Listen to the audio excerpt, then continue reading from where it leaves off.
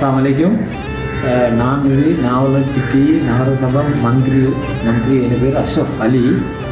நான் ஏற்கனவே நாவலப்பிட்டி நகரசபாவில் ஜேவிபியை பிரதிநிதிப்படுத்தின முதலாவது மந்திரி. இப்போ உங்களுக்கு தெரியும், நடக்க இருக்கிற ஜனாதிபதி தேர்தலில் எங்களோட முஸ்லீம் மக்கள் என்ன செய்யணுன்றதை நாங்கள் முதலாவது செய்யணும். உங்களுக்கு தெரியும், சில எடிட் பண்ணின சில விஷயங்கள் இதில் போடுறாங்க. முன்னுக்கு ஒரு துண்டையும் பின்னுக்கு ஒரு துண்டையும் வெட்டி நடுவில் உள்ள ஒரு துண்டோடு போடுறாங்க. இதெல்லாம் ஒரு இட்டுக்கட்டப்பட்ட விஷயம். முஸ்லீம் சமூகம் அப்படி போடுவோம்னா நாளை மறுமையில் இட்டுக்கட்டப்பட்ட விஷயங்களுக்கு சரியான தண்டனை நாங்கள் தெரிஞ்சுக்கணும். அடுத்தது இங்கே நான் உதாரணத்தில் ரசூல்லாவங்க அமெரிக்காவில் பிறந்திருந்தா என்ன உடுத்திருப்பாங்கன்னு நாங்கள் நினைக்கிறோம். ஏன்னா அதே மாதிரி உடுப்பு சம்பந்தமாகவோ நாங்கள் மூஞ்ச மூடுற இல்லையா தான் எங்களோட பெண்கள்ன்றது என்பிபிக்கோ ஜேவிபிக்கோ எந்த விதமான அவங்களுக்கு ஒரு இஷ்யூ ஒன்றே இல்லை. நாங்கள் எப்படி எங்களோட சம்ஸ்கிருதியை எப்படி பாதுகாக்கணுமோ அந்த பாதுகாப்பு மூலமாக எங்களுக்கு இருக்கலாம். எங்களுக்கு ஒன்றை மட்டும் ஏற்றுக்கொள்ள இல்லாது அவங்களோட மார்க் சிந்தனையில் ஒரு சிந்தனைக்குது அவங்க கடவுள் இல்லைன்றாங்க, நாங்கள் அல்லாஹ் ஒரு நினைக்கிறோம். ஆனால் அவங்க கடவுள் இல்லைன்னு தானே சொல்கிறாங்களோ இல்லையோ, அல்லாஹ் இல்லைன்னு அவங்க சொல்லலை. கடவுள் இல்லைன்னு சொல்கிறதுக்கும் அல்லாஹ் இல்லைன்னு சொல்கிறதுக்கும் நாளைக்கு மறுமையில் ஒரே தண்டனை தான்.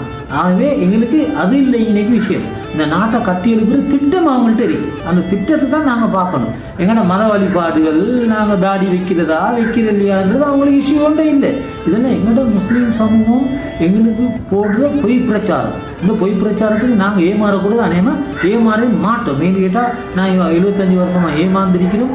அதை சுற்றி தானே சம்பந்தர் சாய்ந்த மாதிரி இந்த ஊர்லாம் எப்படி பெரிய சனங்கள் வந்து கொண்டிருக்கிறாங்க. அதாவது பெண்கள் எங்களோட பெண் மகளிர் அந்த என்பிபிட மீட்டிங்குக்கு கூடுதலாக வராங்க. ஏன்னு அவங்களுக்கு நல்லா தெரிஞ்சிருச்சு.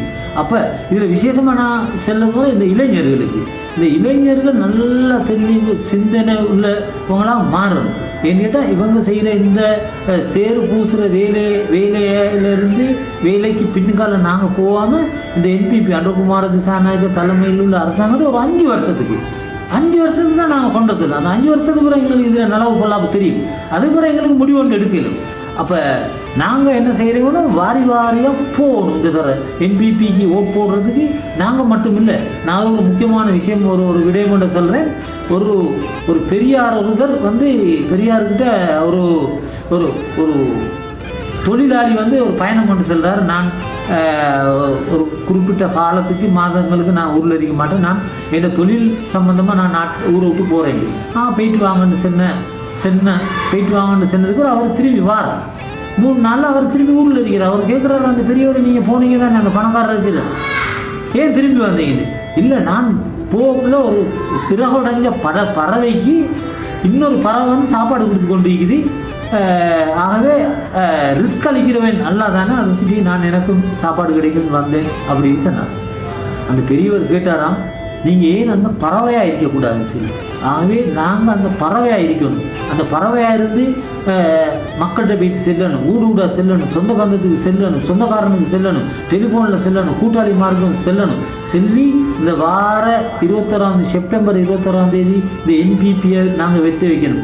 எந்த சந்தேகம் வச்சுக்கொள்ள வேணும். எங்களோட மத வழிபாட்டுக்கும் என்பிபியோட கொள்கை பிரகடனத்துக்கும் எந்த விதமான முட்டுக்கட்டையும் இல்லை. அவங்க நேரடியாகவே சொல்லிக்கிறாங்க. இந்த மார்க்கம் சம்பந்தமாக அவங்களோட எந்த தலையீடுகளும் எந்த மதத்திலையும், புத்த மதமோ இந்து மதமோ முஸ்லீம் மதமோ கிறிஸ்தவ மதமோ அவங்களோட தலையீடுகளில் அவங்களோட பொறுப்பு என்னன்னு கேட்டால் இந்த நாட்டை கட்டி எழுப்புறதுக்கு அவங்களோட மத வழிபாட்டை அவங்களுக்கு நினச்ச மாதிரி செஞ்சுட்டு போயிடும். ஃபேஸ் கவர் பண்ணுறியா அவங்களுக்கு பண்ணலாம், ஃபேஸ் கவர் பண்ணுறலையா பண்ணலாம். எங்களுக்குள்ளே தான் தர்க்கம் மீக்கும் மொழி அரசாங்கம் அதை தர்க்கமாக எடுக்காது. இப்போ ஏற்கனவே உங்களுக்கு தெரியும், பாஸ்கு பிரகாரம் நடந்த டைமில் நாங்கள் கூட சில முடிவுகள் எடுக்கிறோம். எங்களோட உலமாக்கள் சில முடிவுகள், அரசியல் கட்சிகள் முடிவு செஞ்சு யார் செஞ்சு எவர் செஞ்சது.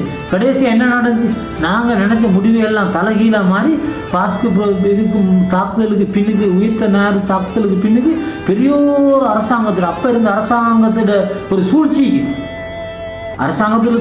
இருந்து எதிர்கட்சியில் சூழ்ச்சியே மீக்குது. அப்போ உங்களுக்கு தெரியும், ரணில் விக்ரமசிங்கே, மைத்ரிபால சிறிசேனா, கோத்தாபய ராஜபக்சே இவங்க அவ்வளோ இருந்தால் அந்த பின்னுக்கு இருந்தாங்க.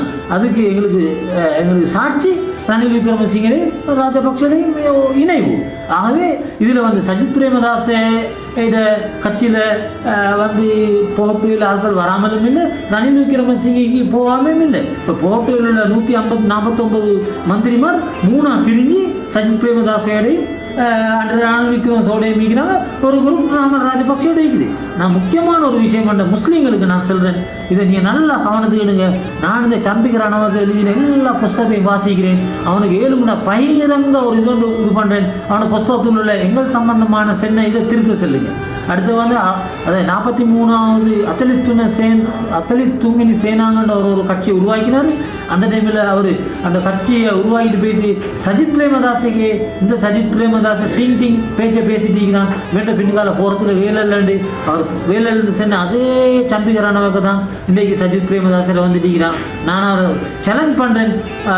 அம்பாறை மாவட்டத்தில் சுனாமிக்கு கட்டி கொடுத்த அந்த முஸ்லீம்களுக்கு கட்டி கொடுத்த ஊட்டை இப்போ பாட்டலி சம்பிக்க அவங்களோட கூட்டம் நினைச்சா அந்த வீடு எல்லாம் முஸ்லீம்களுக்கு கொடுக்கல வேணாம். இது வரைக்கும் எந்த விதமான பேச்சும் இல்லாமல் அந்த வீடு எல்லாம் காடு வளர்ந்து போயிட்டு. ஆகவே இந்த இனவாத கும்பல் 3 கும்பலும் இனவாத கும்பல் இதில் சம்பிக்கிறான வைக்கிறார் சஜித் பிரேமதாசோட.